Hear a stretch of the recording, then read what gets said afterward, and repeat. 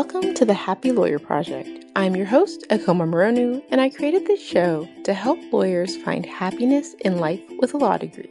Together with my guest, we provide the knowledge, insight, skills, inspiration, and encouragement you need to find your happy. I'm excited today to share my conversation with my dear friend, Liz Rosado. Liz is an in-house at a big bank, but she also recently started Cookies for a Cause NYC, which combines her passion for politics and lets her show off her amazing cookie-making skills. Although Liz and I both went to the same law school, we didn't know each other until we started working together as baby lawyers at the same firm. Liz was a year ahead of me, and I was always so impressed with her ability to interject the personal into the professional. She somehow managed to seamlessly be her whole self while still gaining a reputation as a reliable and hardworking attorney. I think there's so much to be learned from Liz, so I hope you guys enjoy. Welcome, Liz Rosado, to the Happy Lawyer Project. You guys, I am super excited to have Liz on. She's one of my very, very, very favorite people that I met in big law, so I'm super excited to share her and her story with you guys today. Hi, Akoma. Thanks for having me. So, hi, Liz. I would be so happy if you could just start. I gave a little intro about how we know each other, but it'd be great if you could tell people a little bit more about who you are and how you got to where you are today. Sure. I'll start with where I am. I'm currently in-house corporate securities lawyer, but how did I get there? Which is sometimes a question I ask myself because life is funny that way. But I ended up in law school like a lot of people end up in law school, which is, it just seems like the logical next step. I was a humanities major in undergrad and was thinking, well, that's all lovely and good, but how am I going to make a career out of this? And, law school is always kind of like an option and seems like a practical choice for me. And I had every intention of being like a human rights, like public interest, like do-gooder lawyer. But then you get saddled with the law school debt. You end up, on the normal track for big law. And so those dreams have kind of been put to the side. And I've had a pretty traditional kind of big law career, spent 3 years at a firm doing cross-border LATAM securities work, which is great and lovely and a good experience, and certainly a springboard to then go in-house. And I've been in-house now for about 4 years. I do specifically equity capital markets. So again, big deals, big IPOs, but probably not something if you'd asked me like day one of law school, if that's what I'd be doing, I would have probably laughed and been like, no, not at all. Our stories are very similar, I think, in that way. Like, we both went to the same law school. We didn't know each other. Right. I mean, you're not the type of person I imagined would have been at Columbia. Like, I just wouldn't have imagined people like you existed there just because you're so different from the typical Columbia. I am totally going to take that as a compliment. I mean, you're crazy. I get what you're saying. There's like a certain type. It's like very academic. It's very rigorous. And I'm not saying like you and I are not that kind of person. We are. But I think you and I also have a very strong creative side. And that's something that I think when you're like a type A person and you're really good at like academics, you kind of get pushed by like teachers and parents and mentors to like pursue that thing instead of pursuing like the creative side of you. And I think that's really unfortunate because we just don't put enough value and emphasis on creativity, especially when like kids are going through just like even like elementary school, middle school, high school, right? Like it's like, well, what's your career going to be, and how are you going to like make a living? And there are ways to make a living as a creative person, but I just don't think it's not their immediate thought. And I think when you're smart, you kind of get funneled into these other like more traditional careers. I completely agree, and I think to that point, it's so interesting to me that, like for me, my parents thought that it would be easier for me to put aside my creative side to be a lawyer than to do the hard work of figuring out how to make it work as a creative. Right. And like both of those are really hard paths, but one of them clearly would have not clearly, one of them might have made me happier. I mean, I'm pretty happy, so I can't complain, but I think it took a little bit longer to get there because I took a path that wasn't really in alignment with the things that made me happy. So I had to find happiness outside of kind of my work. Yeah, no, absolutely. And I've always been that kind of person who I view my job as my job. It's how I make a living. It's how I put food on the table, roof over my head.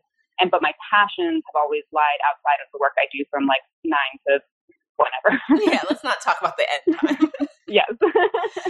What kind of creativity and like things did you enjoy doing growing up? I really was more of a bookworm when I was a kid, and I just loved exploring, the world that was presented through books. And I think that's what really tapped that kind of like imagination and creativity in me. But now I really I love planning events. I love throwing parties. I love bringing people together in that way, and in a way that lets me also tap into like my crafty side. So I'm all about like projects and parties. And now I'm thinking about how I can use that in a way that's also just more in line with my values. So how can I tap my creativity to also, help people, help causes that I'm passionate about, and really aligning things in that way. But for a long time, it was like, oh, I'll throw like a great party for my friends. And that was good enough for me. And now it's not. Now it's how am I going to use my spare time, not only to fulfill my creative side, but to fulfill kind of a higher purpose. So Liz is completely like bearing the lead here. Like she's pretending that she throws these like little parties that are like, solo cups and like people sitting around. Like, no, this girl can throw a party. Okay. So like, I don't know why she's like tiptoeing around this fact. And well, thank you. No, it's just, even when you did your introduction, you didn't talk about your recent project. So I'd love if you could share a little bit about your two, I guess it's two. Do you think of them as two separate little baby projects that you started? I think of it kind of all as in one. Yeah, I mean, the main one now is Cookies for a Cause. The name is pretty self-explanatory. I'm a big baker, and I love making these like elaborate decorated sugar cookies. They're really kind of like mini works of art. If I can see them, and you should follow her on Instagram. Yeah. Sorry to interrupt, but they're adorable cookies, and she does such great work, and it's amazing. Shocks me. And well, it's actually funny because it's something I started doing in law school. So I clearly remember like the first batch I made, it was like for a baby shower, and I was like, oh, I'll just make these cookies, and I took them, and they were very well received, and I was like, oh, that's great, that made me happy. And I was very much an amateur then. I'm still an amateur now, but like over the course of almost a decade now, you pick up skills, and it's really just been something I've been doing on the side and just honing those skills and learning as much as I can. But yeah, now it's something I really enjoy doing it. Like it totally puts me in like my Zen zone. And my husband teases me because I'll just get like really into it, and it's like nothing else in the world exists. And he's like, hello, I'm over here.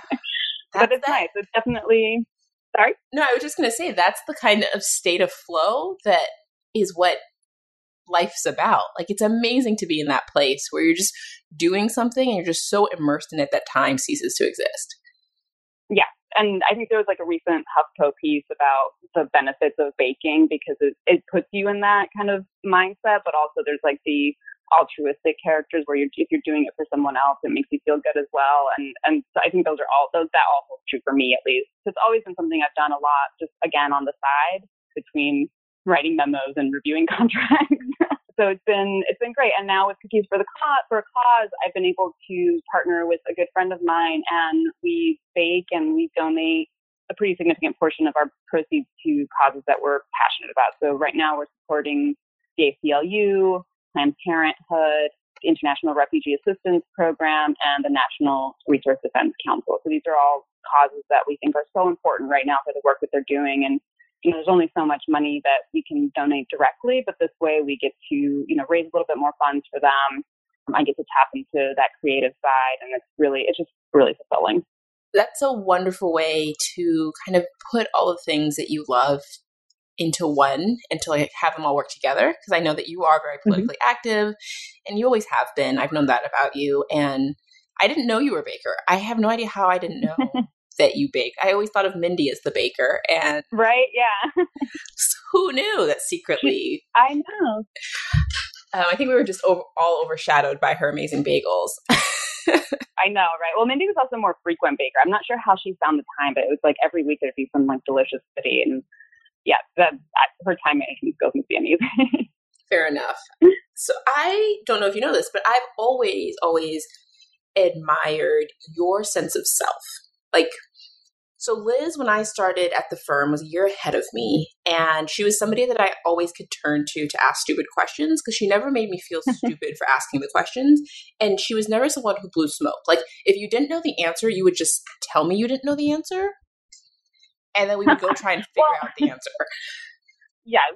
I think that's like like probably the number one thing lawyers should do is if you don't know the answer, be honest about it.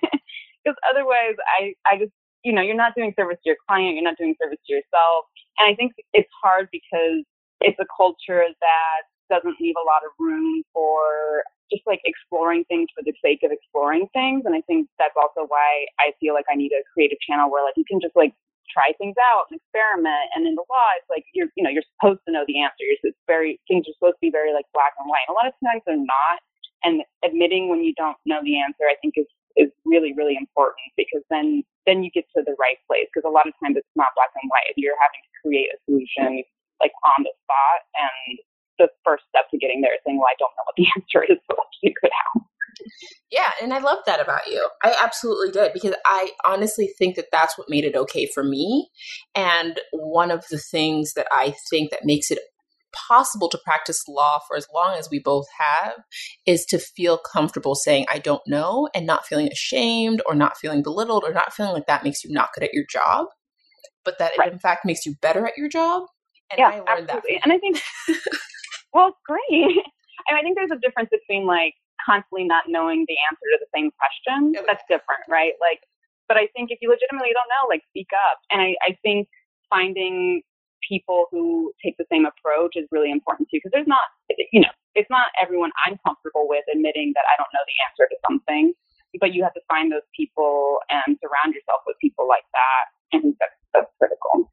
Absolutely. I don't know if you read any of Brene Brown's work on shame, but one of the things she talks about is how, which I mean is obvious, but I don't think we think about, is that a culture in which shame is part of the way management manages their employees, or in this case, partners manage associates, kills creativity. And as much as we don't think about it that way, being a lawyer is a creative job if you're doing it the right absolutely. way. Yeah. I mean, like I said, it's rare that your client's going to come to you. I mean, essentially what we do is problem solve, right? Like our clients come to us with a problem that they need a solution for. If there was already an answer to that, like they wouldn't be coming to us. Yeah. And our job is to think creatively and think about what can be done within the bounds of the law. And I think that's the service that we offer people. Like when bankers call me and they say, we want to do X, Y, Z, I can tell them X is fine, Z is not fine, Y, maybe let's think about how we might be able to do that. And that's, if you're saying, if I instead answer them and say no across the board, or I make them feel bad about coming to me with those kinds of questions, then we're not, I'm not doing the service to them. Yep.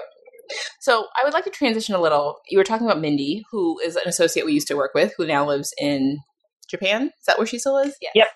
Yep. You were talking about her time management, and I think that you must have extraordinary time management, because you get more done in like a weekend than like 4 people. It's like shocking to me. You'll be in like all 5 boroughs in like 12 hours. What? Yeah. I mean, yeah. Talk to me about that. Sure. I live and die by my calendar. Like if it's not on my calendar, I'm not perfect. If it's not on my calendar, it's just going to slip through the cracks. So like I live and die by my calendar. I'm really lucky that my husband is also a planner. So like we have a joint calendar, and that's how like we really tackle, our weekends and our time outside of work. So pause. Your joint calendar, is it a Google calendar? Is it a paper calendar? Talk to me about this calendar. It's just a Google calendar. So I can see like my personal stuff. I can see Adam's personal stuff. And then we have like our joint stuff together. And it really helps to like be able to make sure that, I'm not taking on too much. The hard part is just making sure it's actually up to date. And then I'm a list person, but more of like a paper and pencil like list person, which makes me sound like so antiquated. That's really what I do. I'm starting to get into transition more to like list apps. I started to use, hold on, I'm looking up what it is. I don't think it makes you antiquated. It is tough. I think that a lot of people do still do paper and pen. And I mean, if you see the planner market's like huge. Oh, it's booming. Yeah. Yeah. No, it's bigger than ever. And there's so much science behind the importance of like putting things from like pen to paper and like from your mind to your hand, and the muscle memory of like writing it down. Mm-hmm. And you're so more likely to complete a goal if you write it down than if you type it out. That's just a fact. No, that's how I feel about it. That's at work. I keep a paper to-do list, and I just each day I flip the page and I write down everything that I didn't accomplish from the day before and everything I need to accomplish the day of, and just like, and also just like scratching things off the list is so satisfying. Yep. What was the list? And I also do like it's a Wonder list. Oh, yeah. I like because you can like have joint users on one list. So Adam and I have been using that as well as like just a joint like to-do list, which is great. But I also every day like Adam and I both do this where the night before we'll like just think about and jot down all the things that we need to do the next day, which just puts it like front of mind for the next day. There's actually a lot of like highly successful people like to do that at night because it puts it in your subconscious mind and your mind starts to process answers to those questions before you even wake up. That sounds totally legit to me. Yep. No, I think we've all done it. You know, like when you're working on a paper and you like go to bed and when you wake up, you have like a lot more clarity about the paper. Yep. Because your mind was working on it. Like you don't have to be thinking actively for your mind to keep solving problems. That's what it does 24 hours a day. Yeah. Yeah. Yeah, no, I was so interested in your calendar because Dave and I can't quite seem to figure out one that works for us. Mm-hmm. We have a paper calendar that we keep in our kitchen. We have a whiteboard calendar that we have on the fridge. We have an electronic calendar on Google. We have a Trello board. We may have too many. Well, I don't think like any one piece of like tech or app is going to have everything that you need. So I think it is like piecemealing the various like tools that are available to you and then just making it work for you. So that sounds totally reasonable. So what I do like about like an electronic calendar though is like I can access it from anywhere, right? Like if we just had like a paper calendar at home, I'd be like, oh, what day was that and what time? So this lets me be more nimble. Yeah. And I also just like being able to add things like with Google when someone sends it to me, it just asks if I want to add it to my calendar. So it automatically populates because Google just knows everything I'm doing. Yeah. Which scares me, but is also really convenient. I'll take the convenience. So with everything that you do, so you're doing the cookies, you have a full-time job, you're recently married. How do you manage that feeling of overwhelm? How do you decide what rises to the top of the to-do list and what kind of doesn't need to get done? I think work is work, right? Like if I don't get that done, I don't get to tackle the fun stuff in my life. So that's by the nature of what I do, it's kind of 24/7 and I never know when it's going to pop up. But when it does pop up, like that supersedes whatever else I'm working on. So that's frustrating, but that's just the top priority right now.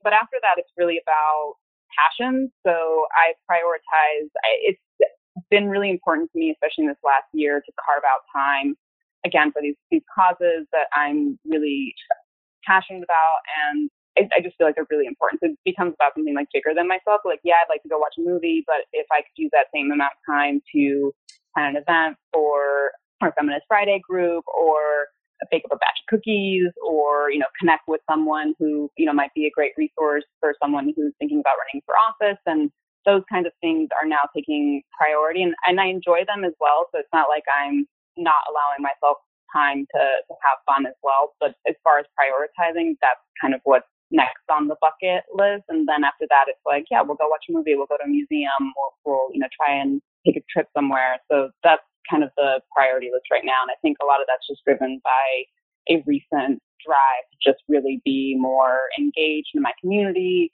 more willing to actually step up and help the causes that I think are really important and not just expect that someone else will do that. Someone else will handle, being the do-gooder and saving the world. Like I've got to pitch in as whatever I can. You're so good about that. And I think you're so clear about just taking the lead on those things. Like you're not waiting for someone to tell you how to do it. You kind of figured out what you want to do and how you could contribute and you just did it. Yeah. And I think it's every little bit counts, right? And I think a lot of us we just get like frozen in not knowing how we can contribute, but just offering up the fact that you want to, people will take care of it for you. Like if you just put it out into the universe that like you want to become more engaged in your local community, you want to be more engaged in local politics, like start putting it out there and people through your network, those people will find you. So the one thing that you said that I really want to touch on, because I think it's where a lot of people get stuck, is that feeling that we lawyers have of our jobs being 24/7 and being able to pop up whenever and it being really frustrating. And I think a lot of people are like, I can't take on anything else because I have this huge unpredictable elephant in my life that like I can't ignore. And it like that, just the sense of it is so overwhelming for them. And I don't know if you have any thoughts or advice for how you kind of get comfortable in that space, because I know a lot of people just quit, right? Like a lot of people just can't manage it. Even when things aren't busy, it's like the waiting and the anxiety is too much. Oh, absolutely. Just knowing that like that email alert could, pop up. I don't have a BlackBerry anymore, but there used to be like a little red flashing light, and I would see it, the little red light, and you get like anxiety. It's like, I think there's like a Pavlovian reaction, right? Like I see the light and like my heart starts racing. I'm like, oh God, because you don't know what it could be. It could be like an email that's like, fine, I can handle this in 2 minutes, or it could be like, great, now my entire weekend is absorbed with this. So I definitely get it. I don't know that I have a great answer, except that I've just come to like be more accepting of it. And I do have to say, like, I am in a role now where I wasn't earlier in my career, where I have a lot more flexibility to schedule these kinds of things around my schedule. So being in-house does have that virtue, right? Like, unfortunately for people who are still at law firms, I'm leaning on them. I'm leaning on our external counsel a lot, but that means I get to have more flexibility in scheduling. So yes, those things come up, but I can say, okay, I have availability from X hour to X hour. Let's try to schedule it then, and we'll get it done, and it'll get handled. But then I know that it'll get handled within that window, and it still leaves me time to do the other things that I had planned. So having that flexibility, which I know is not available to every lawyer, especially if you're still in a law firm and you're still relatively junior, I get that I have that luxury that a lot of lawyers don't. But knowing to like kind of compartmentalize it as much as you can and not let it intrude into other aspects of your life has helped me. And then also just accepting that if it can happen, it's going to be there. It's not the end of the world. Like, people understand also on the other side of things that I have a demanding job. And so there's not a lot of hurt feelings if I have to, cancel something in my personal life. I don't want to do it, and I try to avoid doing it, but people are pretty, they're understanding. They know that this job is grueling and demanding, and no one's going to think you're like an awful person because you're doing your job. That's actually a really great answer. And I think that even at a law firm, because I know that I'm always a little disappointed when people who are really good lawyers leave the practice of law altogether, kind of in that second to third, fourth year range. Because for me, at least, it got so much better after that period. Right, because you have more control, right? You're exactly, and you have juniors that you can then leverage. And I think understanding that you have those resources and knowing how to use them, wisely is so important. And you also have more visibility. When you're a junior, you have no idea what could pop up because no one tells you anything. You don't understand like deal flow. You don't understand markets. Everything feels unpredictable. Everything is important, exactly, and everything feels like a big deal. And like now, I get emailed or called, and I'm like, that can wait. Like I'm able to decide for myself if something is urgent, even though in our field everything is described to us as urgent. Yep. We now, I think, have enough experience and visibility that we can say, no, actually, that can wait till Monday, or I'll call you in 5 minutes. So I think we just have a better sense of how to triage in that way. And I think that you also get better at setting boundaries. Like when you're younger, when you're more junior, you're not really given the opportunity to set that many boundaries. And it doesn't even feel that appropriate often to set really strong boundaries. Mm-hmm. But as you become more senior and you've proven yourself and people know that they can rely on you, there isn't so much of a need to just jump whenever people ask you to. And when people ask, like, are you available? You feel more comfortable saying no if the answer is no. Whereas I think when you're more junior, you bend over backwards and rearrange your whole life to jump on a call to later find out, like, it wasn't that important. Right. And I'm still learning that. Like, there's still calls that I'm like, why did this could have waited, but sometimes you just don't know until you're in the middle of it. And I do think, to your point, like, establishing a track record is really important. Like, again, I wouldn't have behaved this way day one of my legal career, but now, I have like enough of a reputation and enough goodwill with my colleagues and clients that, they understand it will get done, even if Liz isn't jumping on it like on this very second. So I think that's really important too, is building up the right reputation and showing good judgment. And, you know, no one has good judgment day one, but you develop it over time and then you get to start exercising it, which is where it gets better. Absolutely. So on that note, knowing what you know now, what would you tell 3L Liz as she's getting ready to graduate law school? Like, don't stress it so much. Like, I was really, I just didn't know what I was doing a lot of the time. And like, it was very, very stressful. I mean, we have these like looming student loans, but I wish I could just taken it like a day at a time, like calm, like I wish I just like calmed down a little bit and not put as much pressure on myself. But in hindsight, I think that would have served me well. I also think like taking time to step back and think about like big picture what I wanted would have served me better as well. I just didn't know what I wanted, and maybe that wouldn't have changed no matter what. And I think there's a lot of your listeners who are probably in the same boat now who just they don't know what that is. But I think taking time to really think about that would have served me better. And now I have a better sense of like what my bigger goals are, what my purpose is, and now I can use my legal career to serve that instead of kind of scrambling just to figure things out. I love that because it sounds like a paradoxical to say slow down and take it day by day, but also be big picture and know what your goals are. But that's literally the paradox of happiness. Yeah, and I think slowing down to think about those things is really important because if you're not, I think what has helped me especially in the last year is just like finding that like higher purpose and finding the thing that I'm very like passionate about. And that's the hard part. Like that is absolutely the hard part. I think especially for lawyers who like you and I kind of end up being lawyers because it's like this track that was set for us. And we, until then hadn't actually asked ourselves that question. And if you haven't before, it's scary and you don't know what it is. And I think I'm so goal oriented that like once I have a goal, it's very clear to me that like what steps I need to take to get there. But without the goal, I just was like, I don't know what I'm doing. And it just feels like you're like drifting and you're probably not. Like you're building connections, you're building expertise, like you're doing things that are going to help you in the long run. So, you know, it's not hopeless, but for me, it's like finding the thing that I was like, okay, that's it. That's the thing that I can focus on now. And if the thing is building your legal career and becoming partner, then that's fantastic. And if you know that, that's great. That wasn't the case for me, and it took me a little while to kind of figure that out. I should have just given myself that time to do that and know that it was going to happen and not put additional stress on myself because I just didn't have that clear goal in mind from day one. I love all of that. I think part of the issue for me also was that I was so fixated on like having it have a title and like having the path be clear. So because I couldn't quite figure, like I knew I didn't want to be like a CEO. That's like a job I'd heard of. I knew I didn't want to be a partner. That was a job I'd heard of. But I also knew that my whole life I had been somebody who had multiple jobs. I had always been someone who is very multi-passionate, somebody who worked best when my attentions were kind of split amongst different things. And so I don't know why I thought that just like a one career that was just going to last forever was ever going to work for me.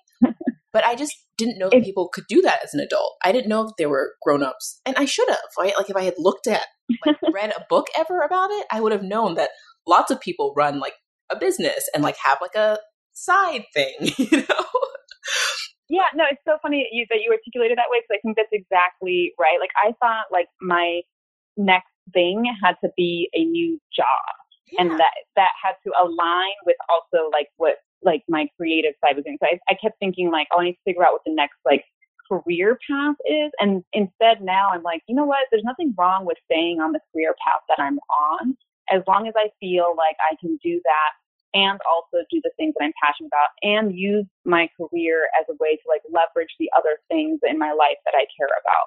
And it doesn't mean I'm selling out. It doesn't mean that I'm like settling. It just means I'm learning how to have a more cohesive life where I'm allowing myself to explore other areas and see the other sides of myself without necessarily, that doesn't mean I have to abandon the day job. Amen. Amen. I know. It makes me so happy that you say that, because that's exactly the struggle that I've had for the last 3 years, is feeling like I need to figure out a career and then pivot into that new career, as opposed to just add things into my life that make me happy, that are exciting, that fit into the life I've already created. Like, I don't hate practicing law.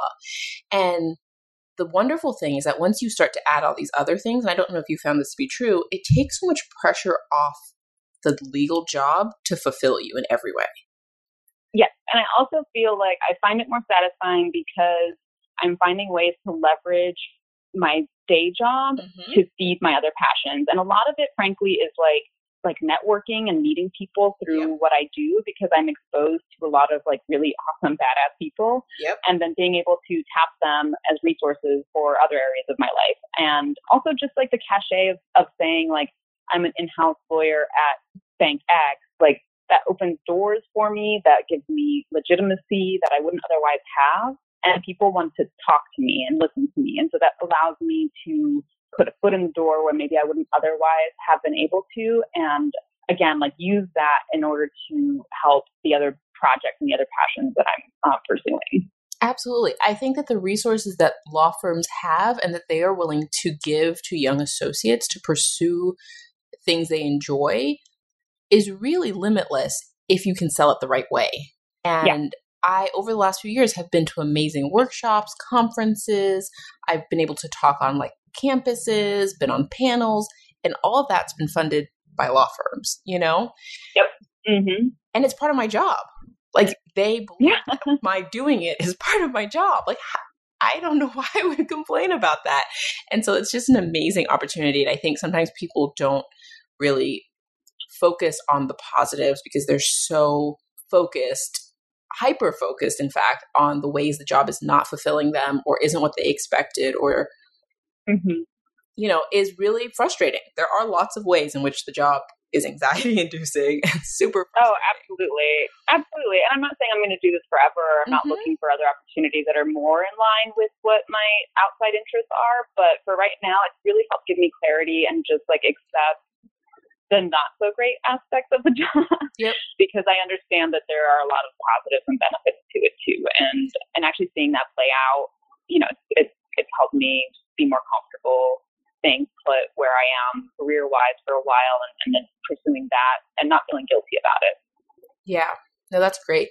Have there been anything, what kind of resources have you tapped into besides kind of the networking stuff on your own? Do you read books, podcasts? What do you do to kind of help you make your decisions as you're figuring stuff out? Yeah, I mean, I know I kind of tapped into the networking already, but that's really the number one thing is making those people connections. And I used to hate networking. I used to hate it so much because it felt like it just wasn't a career I was super passionate about. So I was why am I going to go bother meeting other lawyers if this isn't even something I really care that much about? But now I've realized 100% the importance of people and tapping into people.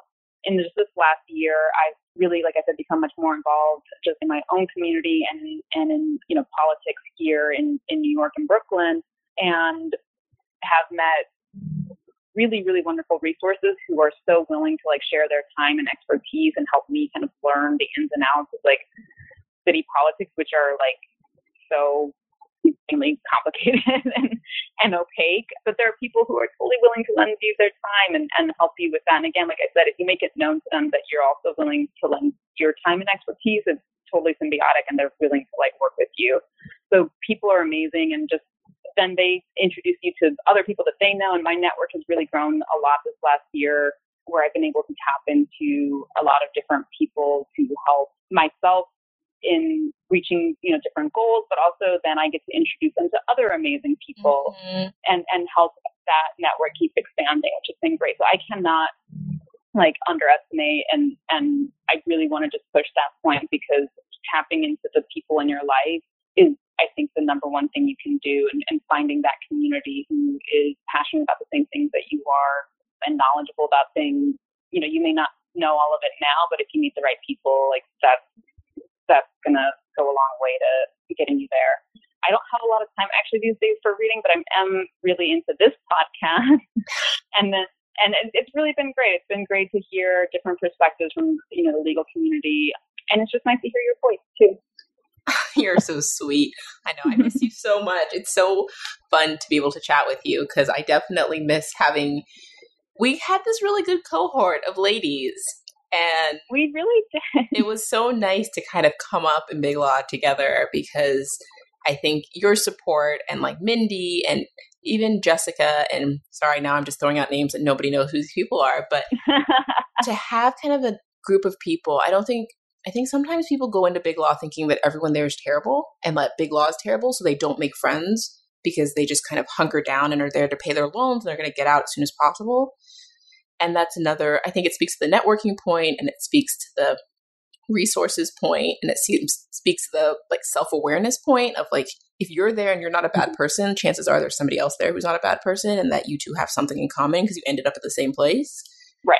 So I'm just really glad that I was like open to making those relationships and I didn't come in with that mindset because I would have missed out on so many great relationships. Yeah, no, and I think back to especially my Big Law days, like the number one thing I remember is just the friendships that I made. I mean, you're going through like a pretty grueling experience and having people that you can commiserate with it helps with just keeping your sanity. But these are friends, I mean, we've been, in touch now for years. There's so many people at our wedding that were friends from, Big Law days. But those are really connections that I agree. It's like you don't go in necessarily expecting that, but I love the people that I work with. And that was the number one thing when I was thinking about leaving was, well, where am I going to find another group of people like this? Yeah. And I always tell people when I am doing recruiting events, when I'm on campus, when I'm interviewing, I always say like, if you can't be sure about anything else, follow the people. Yep. Yeah, that's fantastic advice. Because that will never got me where I am now. Yeah, never let you down. Because you may not know what area of law you'll like or what firm you'll like or what city but if you like the people, you'll be able to make it through and you'll be able to get good advice and like trust that advice because you like the people who's giving it to you. But I'm looking at the time. I want to wrap up. What's the best way for people to follow you, learn more about what you're doing with all your amazing causes and your potential future political run? I'm not saying you're running, but I'm just putting it out there into the universe. Yeah, I think I'm going to be a more behind the scenes person. I have some friends who I'm really encouraging to run, and that's definitely in the works because I do think just like being an active participant in your own community is really important, and you can't complain about the state of the world if you're not like doing something to help. So I think for me, it's definitely becoming more involved in that. But anyway, how can people reach me? Honestly, just Cookies for a Cause NYC. That's our Instagram handle. That's our website. If you're in the New York City area, we'd be happy to bake up a batch of cookies for you. And like I said, 50% of our proceeds go to really great causes. And they're pretty delicious too. So with that. Yeah, they're pretty and they're delicious. So yeah, it's a win-win. And I love that you believe in, instead of being problem focused, being solution oriented. And I think that a lot of people could benefit from that advice because there's a lot of problems in the world today and you could spend all of your time focusing on them. And if everybody put half of that time towards coming up with solutions for those problems, we would get through things a lot more quickly. Yeah, I agree. And it's small things too. I think everyone thinks, well, I'm not going to, solve world peace. Well, it's fine. No one expects you to, but there are like little incremental things that everyone can be doing to help. And I encourage everyone to find that thing and focus on it and learn how you can serve that purpose. And it's interesting because your message is about kind of the political like sphere and like the world in general. And I'm thinking of it really in terms of like law firms because that's something that I've become really passionate about. And I think the same is true. Like I think that people are like, well, you can't fix law firms. They just are the way they are. And I'm like, well, you could do small things to make where you are better. And just complaining about how bad it is and not really taking advantages of the position you're in to make change in your own community and to speak up and to speak out on how you would like it to be different. I can't really be that sympathetic. No, I think you're right. I think the number one thing is be vocal about what you want. And then, if you can't change it yourself, find the people that can and get in their ear. Yeah. And that's the number one thing I hear from partners when I talk to them about what they think the issue is that they don't feel like they're associates are meeting them halfway. They create policies, they create programs, and they kind of get a lackluster response from associates in their participation and their engagement. Mm-hmm. And so they don't really want to put in more time and energy and resources into making these resources available when associates aren't actually utilizing them. So I'm not saying that it's associates' fault, and I'm not saying there aren't bad firms out there. I'm just saying that there's work to be done on both sides. And if we could all work together, and this is like the kumbaya moment, the world would be a better place. Absolutely. Well, thank you so much for coming on and for chatting with me today. And my very last question, which I ask everybody on the show, is what do you think separates happy lawyers from those lawyers who continue to struggle to find happiness? Oh boy. I've talked a lot about like finding a purpose, and I do think that is the biggest factor. I don't think you should pressure yourself into knowing what that's going to be day one. Like, I think accepting that you can be purposeless for a little while, and that's also okay. But I think once you tap into what that purpose is, and again, it can be advancing your legal career, it can be pursuing a passion outside of that, it can be, quitting it all and traveling the world. But I think once you hone in on that and can find ways to serve that, I think that's what separates happy lawyers from unhappy lawyers. That's a wonderful answer. And thank you so much for sharing it with us today. It was great to chat. Thank you. Yeah. Thank you. I'll talk to you later. Thank you for joining me for the Happy Lawyer Project podcast. Please head over to my website, www.thehappylawyerproject.com, for more information from today's show. While you're there, I'd love it if you'd leave me your thoughts on the show. You can also connect with me on LinkedIn, Facebook, or follow me on Instagram. If you've enjoyed the show, please share it with your friends. And don't forget to head over to iTunes to subscribe and review the show. As you know, each rating helps more listeners find the show and helps me get awesome guests on here for you guys. If there's anyone you'd like me to have on the show, or if you'd like to be on the show, head over to my website and let me know, or send me an email at Okema, OKEOMA, @thehappylawyerproject.com. A special thanks to everyone who's left a review, sent me an email, or reached out to me in any way. I appreciate you. Thank you again for spending this time with me, and if you would like to learn more about working in your gift and living your passion, head over to the website for a free gift. Until next time, bye!